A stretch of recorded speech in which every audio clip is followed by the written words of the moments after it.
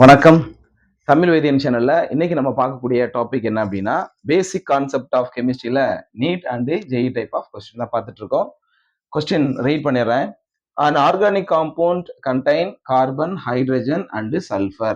The minimum molecular weight of the compound contain 8% of sulfur. அப்ப இந்த 8% sulphur இருக்கக்கூடிய அந்த ஆர்கானிக் காம்பவுண்டோடைய மாலிகுலர் மாஸ் என்ன அப்படின்னு தான் கேட்டிருக்காங்க.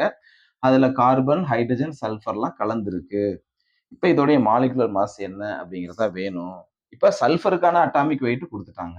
இப்போ நார்மலா சல்ஃபருக்கான பெர்சன்டேஜுக்கு ஃபார்முலா என்ன போடுவோம் பாருங்க. இப்போ percentage of sulphur is equal to weight of sulphur divided by weight of organic compound. Compound போட்டுக்கலாமா? அதோடைய காம்பவுண்ட் போட்டுக்கலாம், அவ்வளவுதான். இன்ட்டு 100. இது பெர்சன்டேஜ்னால 100. இப்ப பெர்சன்டேஜ் ஆஃப் சல்ஃபர் எவ்வளவு கொடுத்துருக்காங்க? 8ன்னு கொடுத்துட்டாங்க. Is equal to weight of sulphur என்ன? ஏன்னா இதுல என்ன கொடுத்துருக்காங்க? the minimum molecular weight of the compound containing 8% of sulfur. அதுல வந்து சல்ஃபரும் பிரசண்டா இருக்கு. அப்ப சல்ஃபருடைய வெயிட் மினிமம் என்ன கொடுக்கலாம்? நம்ம 32 divided by weight of the compound. அதான் இந்த molecular mass of the organic compound. அது நம்மளுக்கு வேணும் நம்மளுக்கு. அப்ப molecular mass into 100 போட்டுக்கலாமா?